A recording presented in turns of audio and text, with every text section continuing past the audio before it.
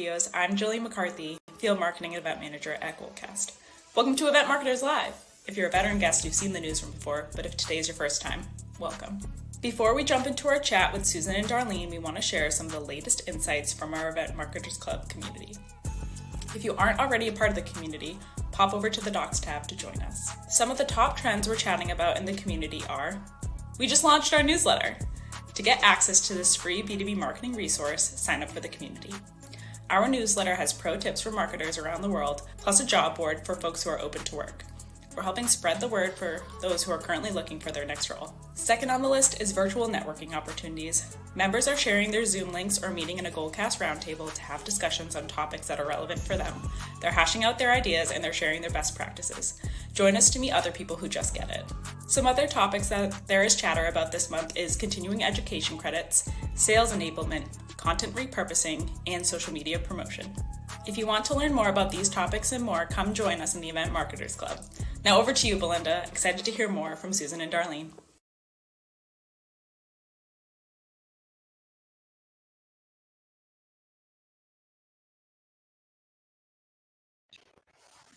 Hi, everyone. Welcome. I'm Jillian McCarthy. I know I just handed it over to Belinda, but we're actually having a little bit of a switch up here. We're going to have Kelly Chang, the head of marketing, join us today. So we're just going to have her come on in a little bit. But as we get started, just wanted to see how everyone's doing. We wanted to see where you're tuning in from. So drop a GIF in the chat to let us know that you're here. And then in a few moments, Kelly will join us.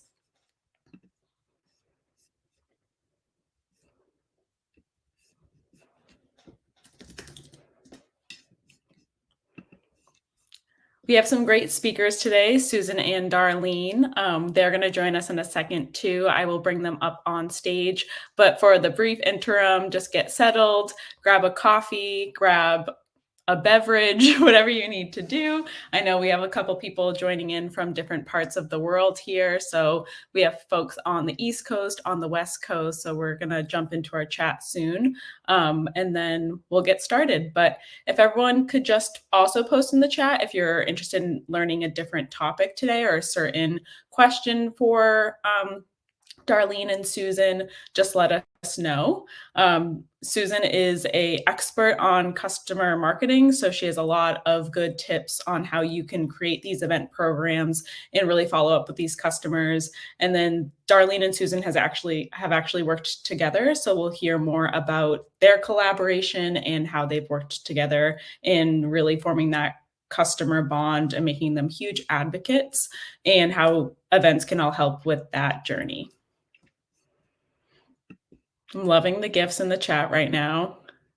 Looks like everyone's excited to be here. Hi, Nikki. Hi, Jamie, Samantha, Lauren, Evelina. Richard, nice to see you here.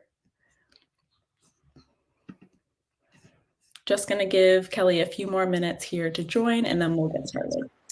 Hi, everybody.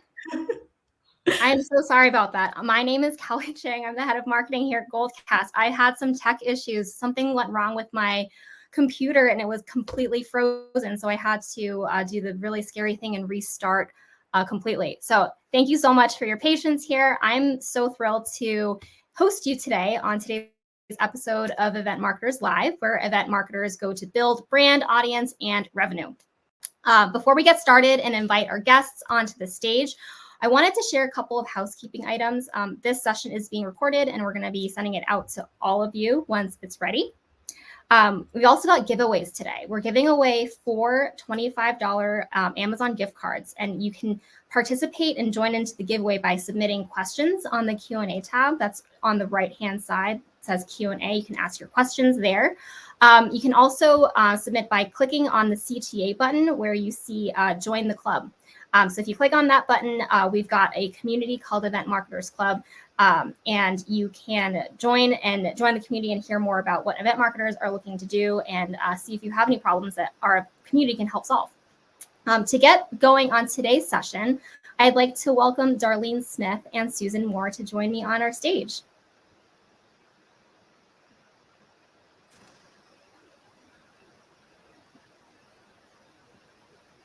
Hey, Darlene. Hello, Kelly. How are you? Great. I'm super excited to be here. Yeah, and we've got Susan. Hi, Susan. Hi, Kelly. Hi, Darlene. Hello, Susan. Yeah. Awesome. I'd love to, get started by just quick intros.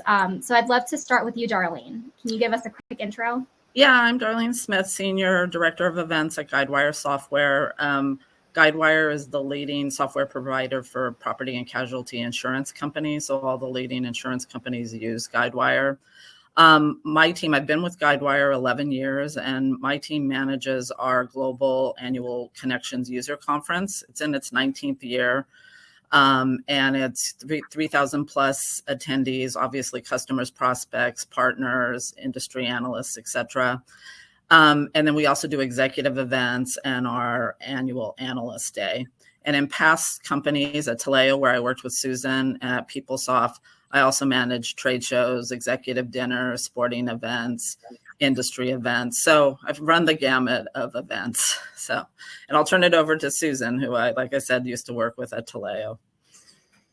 Thanks, Darlene. I'm Susan Moore, and I lead with the customer in everything I do, whether it be strategic marketing or down to the tactical aspect. I work with a lot of leading software companies, Microsoft, 𝐂𝐿AO with Darlene. We were acquired by Oracle. We went over to Oracle, then with Visier, and then with most recently Go1. And I also had consulted to Tableau when they were a tiny startup. So I love helping companies build, and more importantly, leveraging customers to be the North Star in everything you do, whether that be building the demand gen engine, building your brand, and more importantly, having the right customer at the right opportunity to maximize your webinars and events. Amazing. Both of you have such great experiences. It's just wealth of knowledge for our audience here. So if there are any questions for both Susan and Darlene, please take advantage of this moment and throw them in the Q&A tab and potentially win that $25. We're going to head into our very first segment. And so we're going to talk about hacks and hot takes.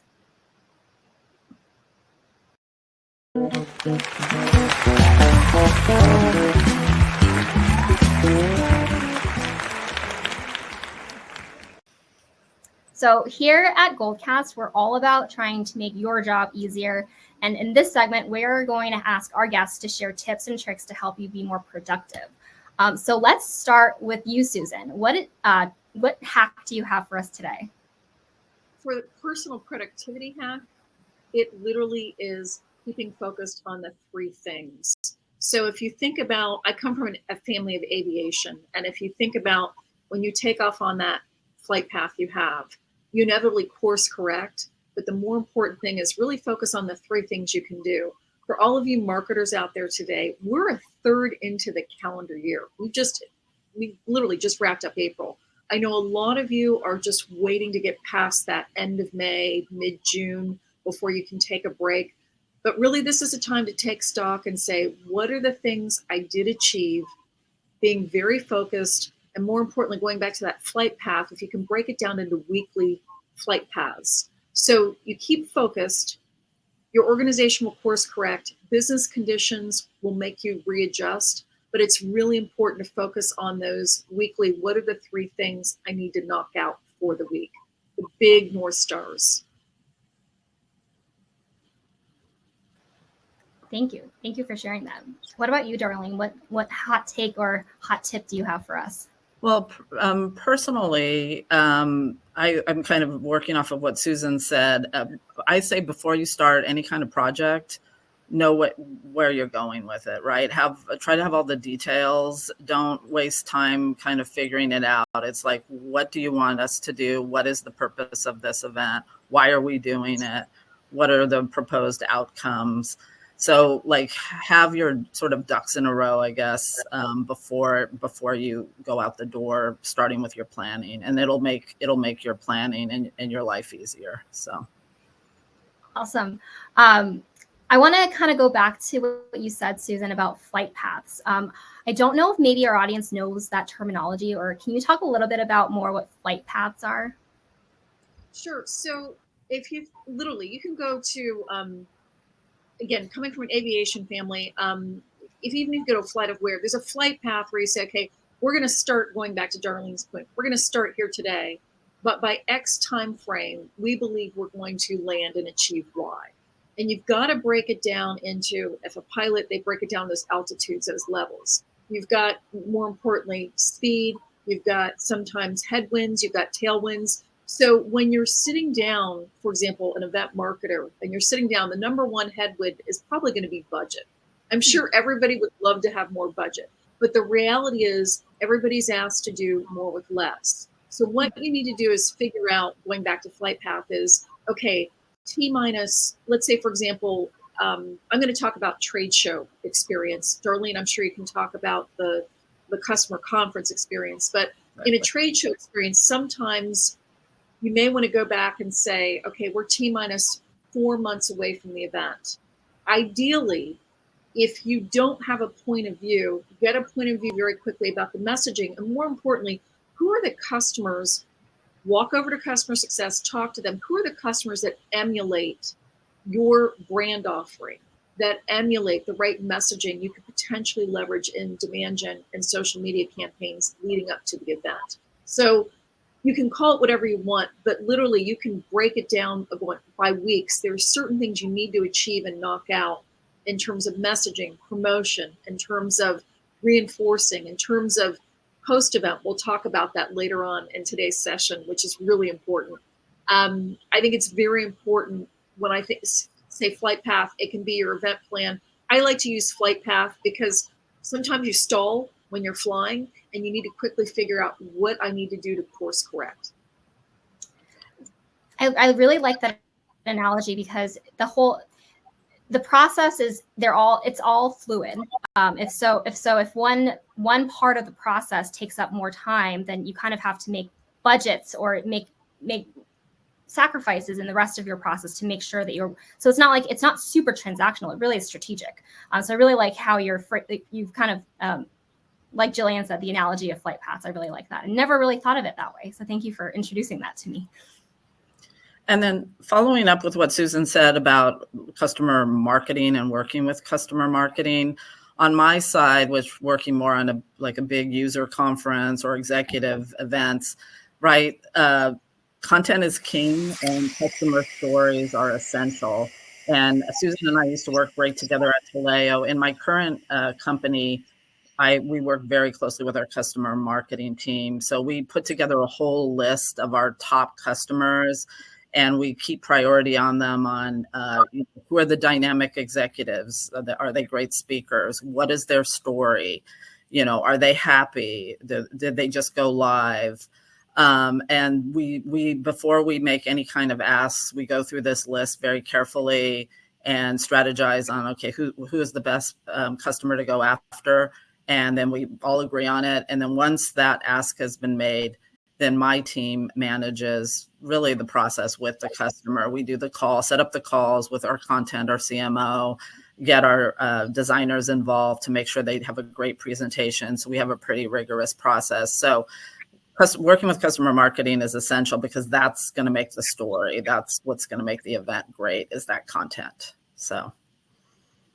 Darlene, one quick question that I have for you, just in my personal experience with working with customers, it's really tough to stay on a timeline because, for example, if I'm trying to get a case study approved, that case study is going to take months to get approved. Do you have any tricks to, get your customers' attention to, really be on the ball in terms of timelining? It's being organized up front, and I know exactly what you're talking about. Best laid plans, no matter how hard. But we're pretty rigorous on our side, so it's like deadlines up front, right? And you really say, on this date I need this, this date I need this, and make it clear up front. And then all you really can do from there is follow up. I'm always make friends with the executive's administrative assistant because that person, right, can get you through the maze of things that are going on. So it really honestly is just being organized up front, setting your expectations early with them, and then just follow up from there. So that makes a lot of sense. We do have some questions from the audience that's related to this segment that I'm going to share onto the stage.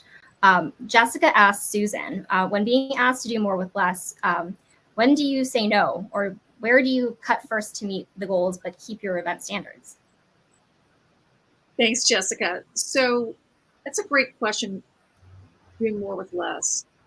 When you say no, and this goes back to flight path analogy, is instead of flying a Gulfstream, you're on a Cessna, you're on a Piper. And what you say is, we can get there, but we're not going to get there as fast as what is anticipated. So I think what you have to do is, again, meet with the executives, understand what are the key numbers. Going back to Darlene's point, what does success look like for this webinar, for this event, for example, for this trade show? If we're looking, for example, I like to focus on quality versus quantity. So quality of leads. If you go to an event and you get $1 million lead, that's worth a lot more than just a bunch of leads that may be people that just aren't ready, they're not prepared. And so those are the kind of things where if your sales team is organized, you can follow up. I think it's really important to go back to the executives and say, what is your ideal success? And sales. And we're going to talk about sales in this session because sales is really important. They're a key partner.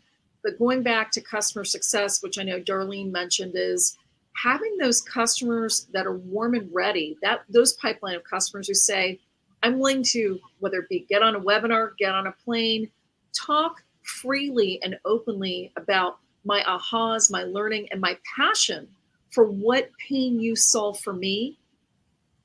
You can't replicate that. So finding those authentic customers. But going back to finish Jessica's final question, where do you, because she had a lot of questions, where do you cut first to meet the goals and keep your event standards? It's really important to say, what quality can we sacrifice for the final outcome? If your executives are aligned on that and they're still very clear, let's say, for example, there may not be budget for an advisory board meeting, for example. Maybe they can only do something very quick. Again, it goes back to having the executives on board before the event. So everybody's in line of, okay, we did do a course correction. It's still going to be great. We're still going to be able to feature customers, but we may not have the budget for certain additional nice to have versus essential items that we've agreed on with sales and customer success. Yeah, and just to follow up on that exactly, it's like, what is the goal of this meeting? And then what is essential and what isn't? So if it's all about the content, right, you're not going to want to cut the AV. If it's some fantastic experience, is the gift important? Does it need to be an expensive gift? Does it not? It really is like, what are you trying to achieve? And what's essential, obviously, and what isn't? And then you have to be willing to make the hard decisions. And sometimes that's hard to do, right? Even with the exec, everybody wants everything. And at a certain point, you have to say, well, to meet our budget, this is what we would need to cut. So, and you don't want to cut into the meat of the event. Exactly. So. Awesome. Thank you for sharing your expertise here. It's definitely a tough one. I feel like a lot of people are in this dilemma of like, I don't know what to cut. They're all important. They're all P0. Awesome. We're going to head into our next segment. So we're going to play this quick little video.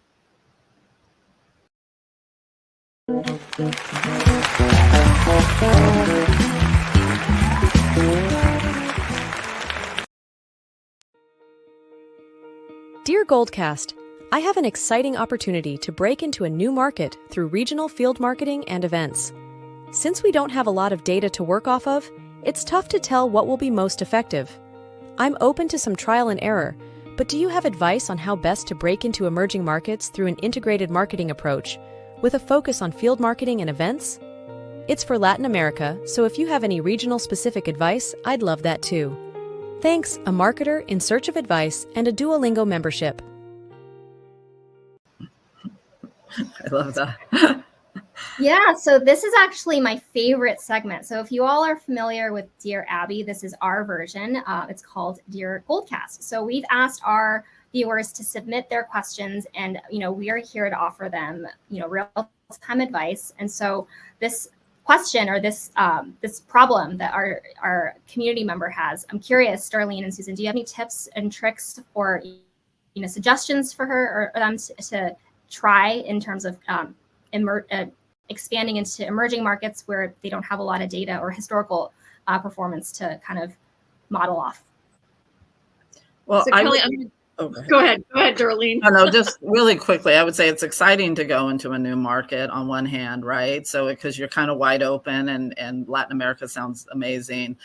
My advice was obviously start with your sales organization, because they're going to know that region, right? And they're going to know that audience, and they're going to know what resonates with that audience, right? Do they love sporting events? Do they love a certain kind of, executive events? And then obviously you need to figure out your budget, and then what are you trying to achieve, right? So are you trying to just get awareness? So that's a certain type of event, right? Maybe it's just a networking type of thing, or advertising even, or way to get your name out there.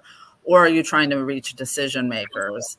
Then that's a whole other, like, is it a high-end sporting event where you get a box and some tickets, or executive dinner with some sort of content? So again, it all goes back to what are you trying to achieve, but sales is your sales people are going to be your key there to figuring out how to get into that market and what to do there. So that would be my advice, Susan. Darlene, I second that. Kelly, I would just add that sales, and they will be your guide for the question was, they don't have a lot of data. So going to that individual in sales that says, okay, you do a pilot, basically. That's what you do. We're going to try something. We put something out there. So I'm going to use the analogy. You might have a champagne taste on a beer budget. And so what you have to do is say, okay, is this, and it wouldn't be appropriate in Latin America, but for example, in the UK, doing a power breakfast. In Latin America, there are things in the afternoon and the evening that can be done. The interesting thing about Latin America is sometimes the more important meetings are actually held in Miami. So it's very interesting understanding the subtleties of certain regions. And some people will go up there for important meetings. So think laterally about this, where, okay, leveraging again the knowledge and the expertise, but doing something in that region, I think is if you can do it, but being very clear with sales of, we're going to try this, and the carrot is, if we get success, then we have data, then we can go back and get more budget and do a more elaborate webinar event with, the things that will basically match up your, again, get a customer in there. Customer must say, I've always wanted to go to that region in that area, and I'd be willing to, meet with prospective customers and influencers and partners. That's incredibly invaluable. Where somebody says, I'm willing to take my personal time for my personal schedule and do something that fits with the appropriate culture, because the way they do business, say, for example, in Sao Paulo can differ than Santiago, and there are differences within the region. So I would say lean on that salesperson as much as you can. And the BDR or SDR, we'll talk about BDRs and SDRs in this episode, very important. But again, start with the point of view. What is the messaging and the pain that you want your current customer to talk about, what you've resolved, why that would be invaluable for breaking into that region and market. Great. I'm hearing a lot, in terms of leaning on your regional sales team, if they're there, really taking their, localization and advice. Setting yourself for success. So really positioning going into a new market as an experiment, and really have a solid hypothesis, and make sure that you are able to support the experiment with data. And then, afterwards you'll have historical data to see if you can even do better, or if it's worth the effort. So I love that sort of sentiment. And I wanted to call out what Franco mentioned here, being sensitive to cultural differences. I think is so key. Any thoughts on this one here? Because I think it's so important that we can't overlook this part.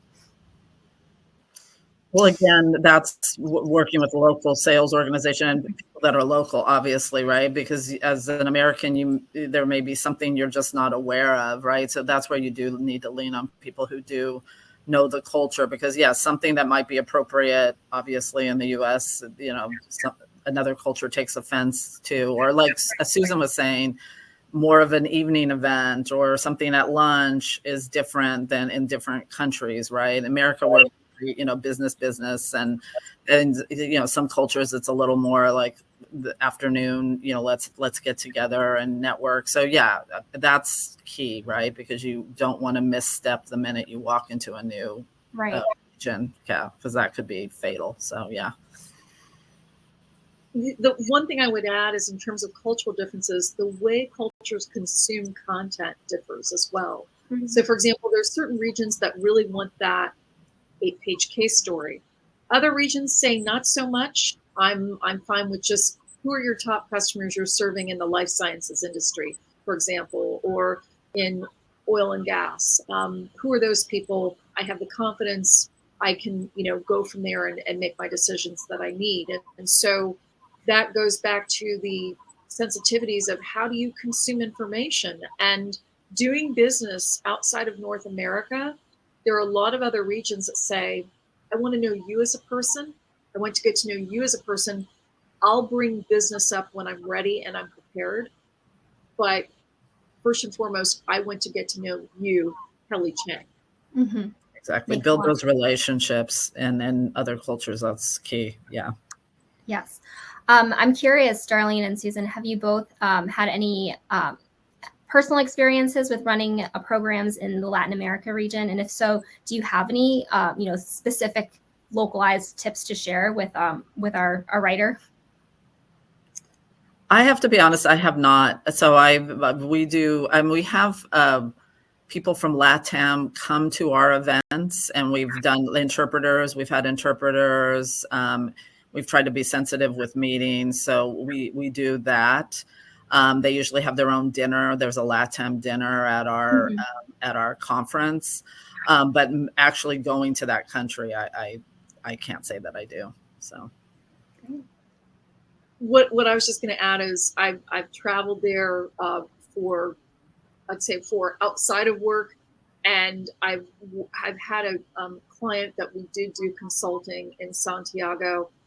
One of the most important things is when you're leveraging customers in that region, because we've had customers, Darlene, you and I work together, we've had customers come up to North America. I've actually captured in Portuguese their case story. Because when so English is a limiting language. And when you say, oh, by the way, you're here, it's great you came all this way. And by the way, you're jet lagged, and I want you to speak in English for case story.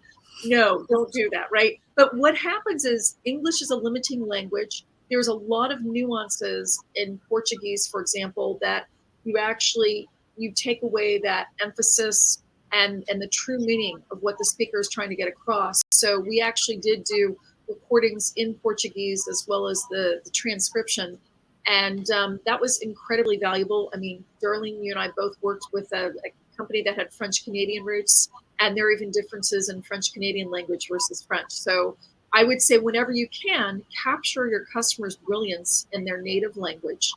You can always translate afterwards, but I think sometimes in North America, we miss those opportunities. And so I've enjoyed that aspect with respect to LATAM. And like I said, for our user conference, we do offer translation. So people can say, yes, I need a translator. So LATAM, French, the Japanese market for sure, they usually want a translator. So we try to be sensitive to that. And so then they can listen to both the keynotes and breakouts translated. So.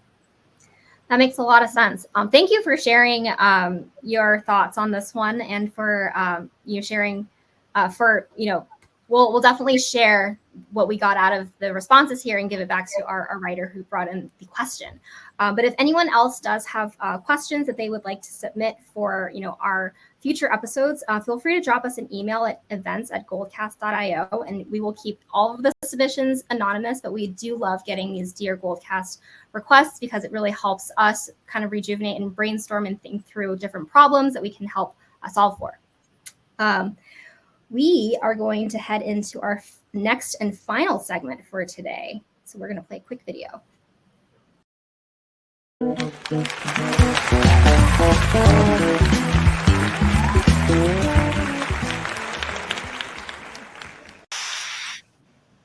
All right. So in this final segment, I know many of you will appreciate this, but we want to learn more about how our guests can help us work better with sales. Susan, you talked a lot about, working with sales earlier. So I'm going to start with you. I have a couple of questions. My first one is, how do you enable sales to support your events? I think a lot of event marketers are looking to their sales team to help with their outreach, getting people to invite, get registration, butts and seats. How do you help mobilize the sales team? I'll start with you, Susan, and then we'll go to Darlene. Sure, Kelly. The first thing is agree on the numbers. So what are the sales numbers and targets they need to hit? From there, sales and marketing, finance, get aligned on those, what those numbers are, going back to the flight path, where you need to hit by X time. So for example, we're a third of the way in the calendar year. I've talked about this, but a lot of marketers sit down with their sales. In my humble experience, working with sales the 1st through the 15th onwards, they're closing deals. Again, sales is always closing, but I think it's really important to jump into their meetings and literally meet daily if you can. Sales is supported by BDRs and SDRs. Sometimes they sit in marketing, sometimes they sit in sales.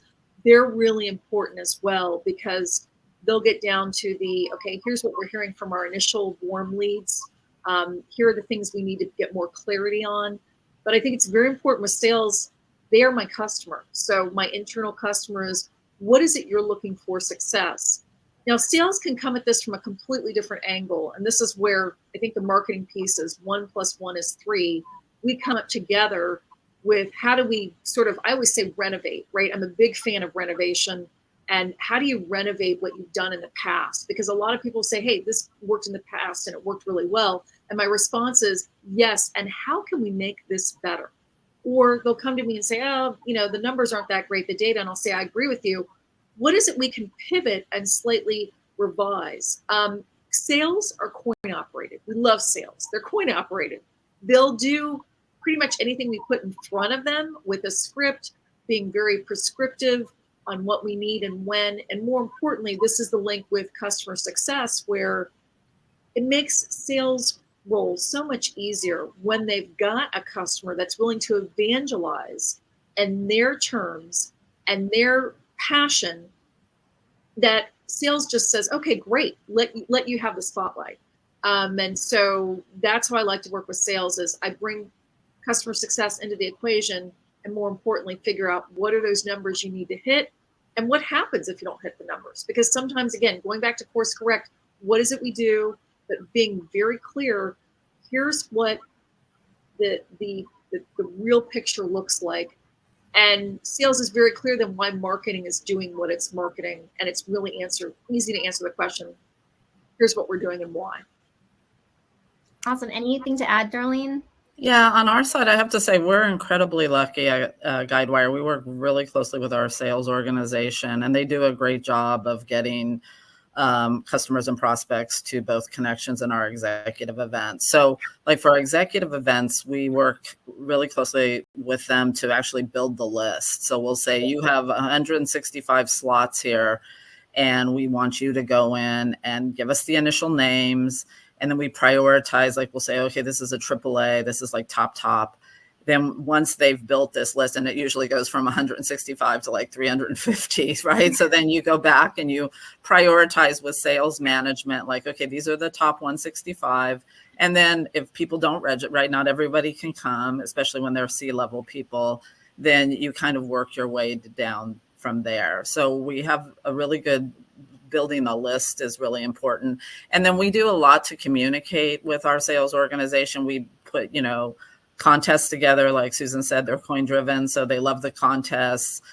We put out weekly reports saying, okay, this is where you're at. This is how registration is looking. We have a Slack channel where they can get communication. We build a GNet page. So we're all over the communication, and it's a really good, and then we give them X amount of like comp passes for the conference, etc. So there's a lot of communication that goes back and forth, and luckily we're very lucky. They're very responsive and really do a great job. So awesome. You actually answered my next question, which was, what is the most effective tool or method for communicating with sales? And I love that you said contests. Can you tell me more about what kind of contests have been good to engage with sales? We do like, how many people have you registered? How many companies have you registered? How many people from a company did you get? 12 or more from from a company. So we do all these little contests, and then we give them the tools. We give them like a little email address with their URL in it, so that we can trace it back to them that, okay, you sent this out. We give them a social social slide, etc. So we do a lot just to give them a lot of tools that we can then trace back, and then we can say, oh, they contacted this person 10 times, or they got 10 people to register, etc. And then we're able to quantify that, and then they love it. So if we go back and give them the reports, and they really appreciate it. So Jessica has a follow-up question on Jessica does contests too, and wondering if there have been contests that have worked better than others. In my experience, I love to do a March Madness. So I've done March Madness with sales. Yeah. And because, again, a lot of people in sales have a background in sports, use those analogies, do it internally. Who can quickly, register, within X amount of time frame, be very specific, X amount of customers, matching your ICP, for example. And so sales, again, they love contests. You can do internal things. I think it's really important to go back to what they enjoy and make it personal and meaningful for them. And I think there's nothing, the sky's the limit. There's nothing you can't do. Really? Sales people are competitive? That's a thing. That's great. Thank you for sharing. My last question about sales. A lot of the times, marketing's responsibility is to bring in the registration, have the great experience, whether it's virtual or in person, but the ROI really comes from the follow-up. How do you ensure that sales is following up? Let's start with you, Darlene. What do you think? Well, on our side, for the conference, we're about trying to accelerate business. So we have late stage prospects attend connections, and we set up meetings with our executives and with, and basically we're inviting them to this event where they can talk to all these other happy customers, right? And then, so how we measure is really, in the end, whether we were able to move those late stage prospects to closing. And that usually can be 6 months to a year later, but we usually have like 300 plus meetings at our conference, and we have a pretty elaborate way we set up our meetings, and we measure all of that. And then obviously we measure through all the traditional, how many people attended, how many companies attended, cost per attendee, attributed revenue, etc. So, and then we're always lucky that like 6 months later, a salesperson will put out a note and say, oh, I just closed this deal. And the number one reason that it closed is they attended connections. So that's when it's worth because otherwise you have to why are you doing this event, right? It's so much money. So you have to have a reason. You have to have a good ROI as to what you're trying to do. So. Susan, I'm going to just add, how do you make sure that sales is following up on the leads? That was the question. Yeah. So it's a threefold. The first one is whatever content you capture at your trade show or your customer event, make sure you follow up immediately.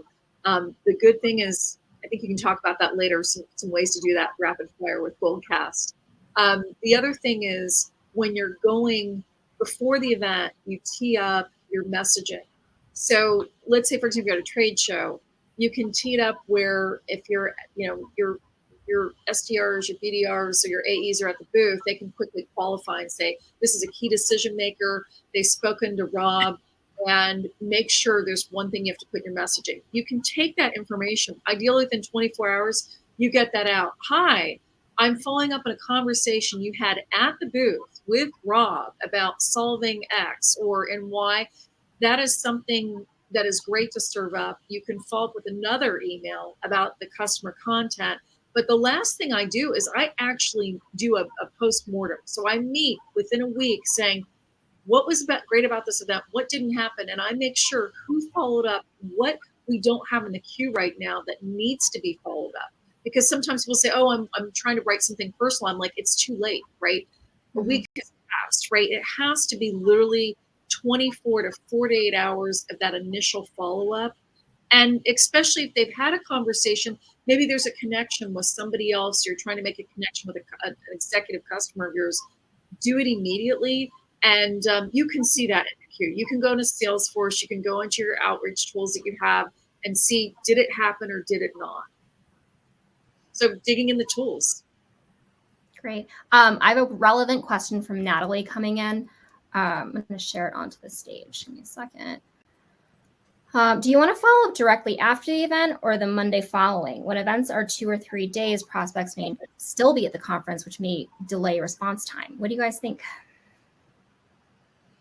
I think Monday. I mean, I think Monday following is fine. If we if we do an executive event, we'll send out the follow-up email, that following Monday, where we have all the links to the videos or links to the presentations, thanking them for attending, all of that.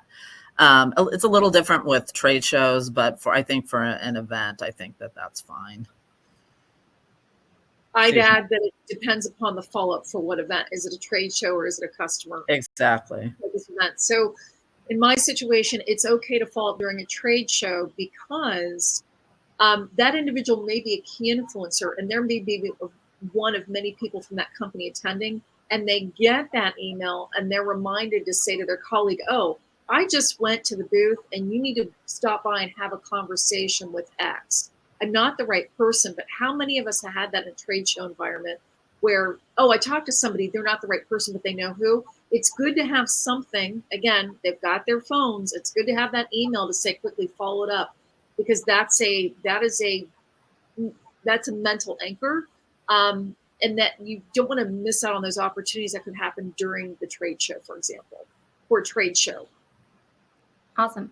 Well, thank you both for sharing insights on how to work best with sales. If anybody does want to have follow-up conversations with both Susan and Darlene, I think Jillian shared LinkedIn profiles in the chat here.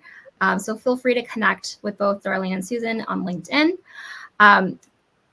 We wanted to talk about AI, and we're going to head into our Q&A. And funnily enough, the most upvoted question in our Q&A is about AI. So I'm going to bring that question onto the stage here by Franco. AI is a hot topic at the moment. What uses of AI to see the most effective use within events, in person, in particular virtual or hybrid events? I can take a first stab at this answer, but I'd love to hear what Susan and Darlene think too. There's so much potential for AI to help event marketers. Event marketers do so much work. A lot of it is manual, and a lot of it now can get automated with AI. And so personally at Goldcast, I use AI all the time. I use ChatGPT to help me brainstorm ideas, to come up with titles, description. Again, I don't ever publish anything that AI gives me. It just gives me a good starting point, so I'm not starting from scratch. But I think the most helpful ways of using AI is after your event, because that's really where there's so much content to parse through. It's so manual to have to go through all of it. I did some research. It takes about 4 to 5 replays for one webinar. One person has to watch a webinar 4 to 5 times to find the timestamps of key moments that they want to capture. That's so manual. Who has time to watch a webinar 4 or 5 times over? And so with AI, you can actually automate that. With Goldcast, we have a tool where you can upload a video. You can run your event on Goldcast, or you can just set a YouTube link or whatever file you have on your local device. And we'll automatically transcribe your entire recording. And once you have a transcript, that is really your key to everything. You can repurpose your event. You can turn it into an SEO-driven blog post. You can turn it into FAQ list. You can turn it into a video script, turn it into an ebook, your follow-up emails. You can really do anything once you have that transcript. So that's exactly what we do here at Goldcast. And we have this ticker right in the bottom here where you can start your free trial, free 14-day trial where you can upload any videos you want and sort of see how AI can repurpose it with different prompts. You can clip them into social media clips very easily with 2 seconds.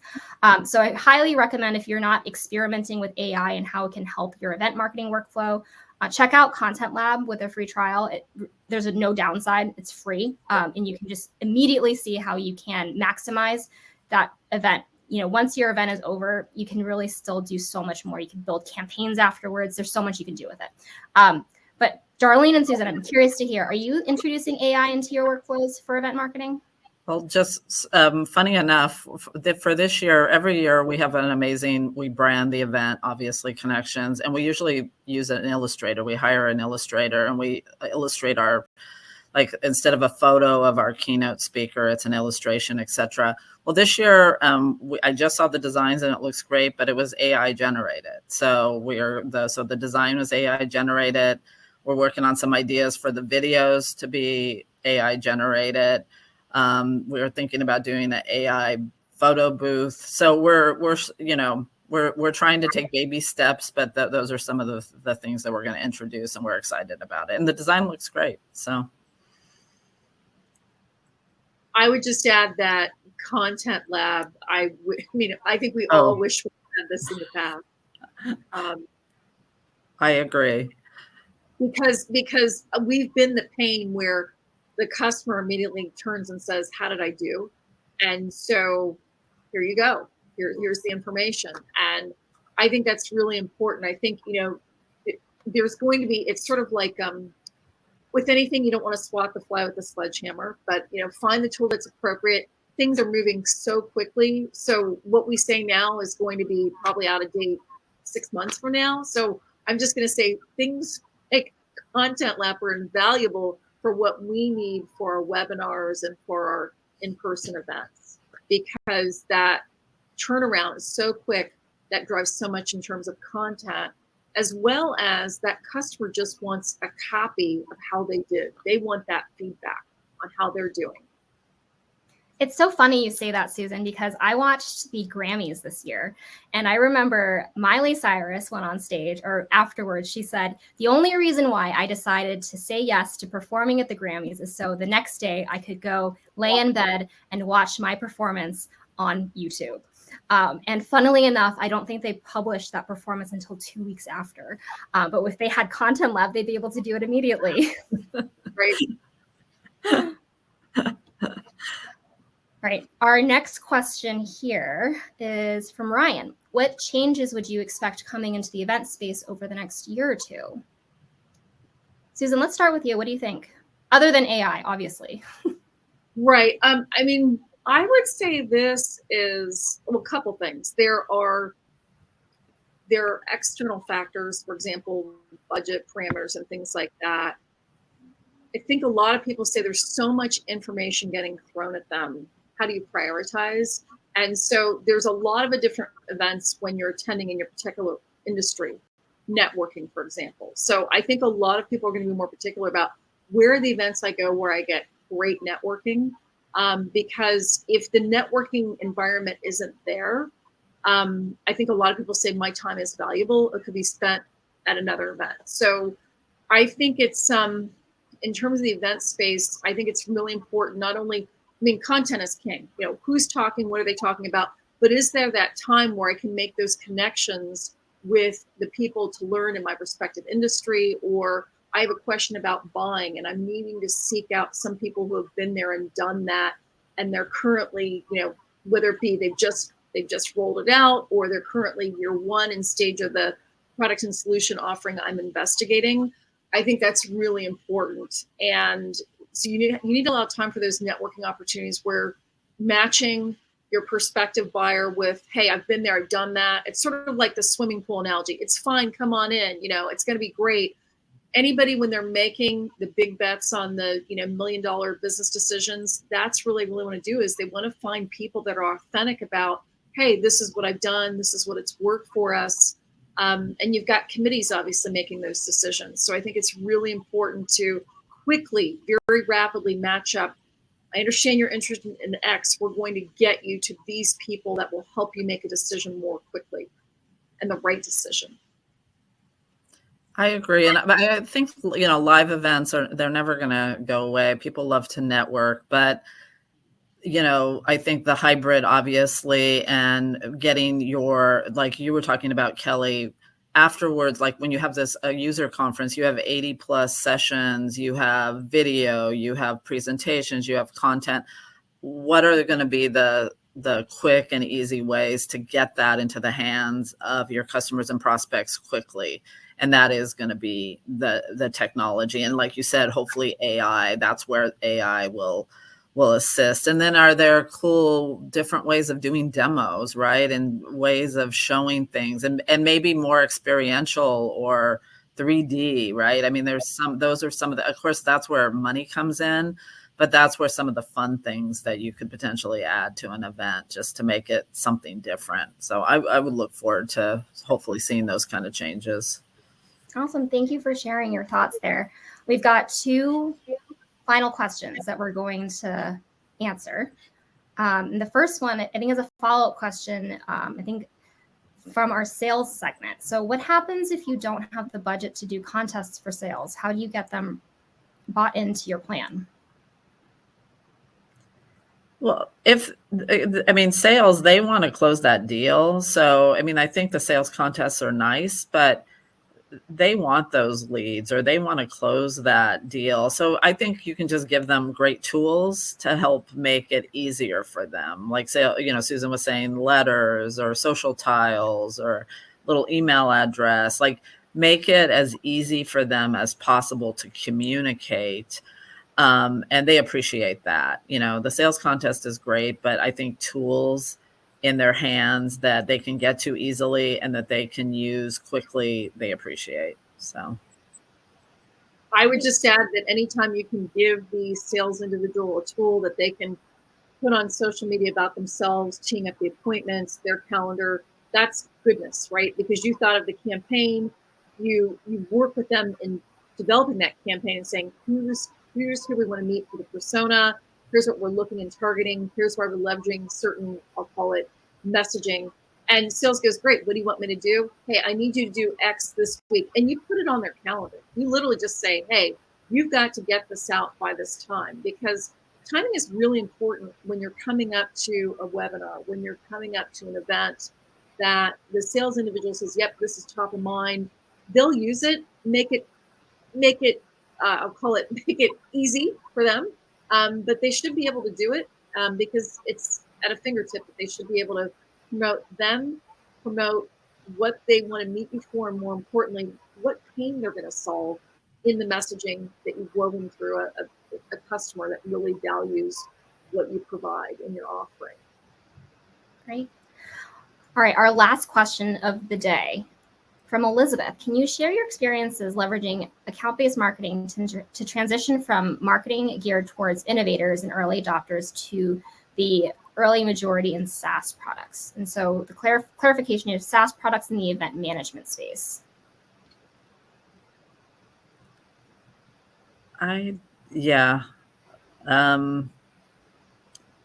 We do use accounts-based marketing.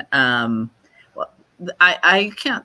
What I can say is from our perspective, because I'm more on the event side, is that when we put together like briefing documents for meetings, etc., we're kind of using that new challenger methodology.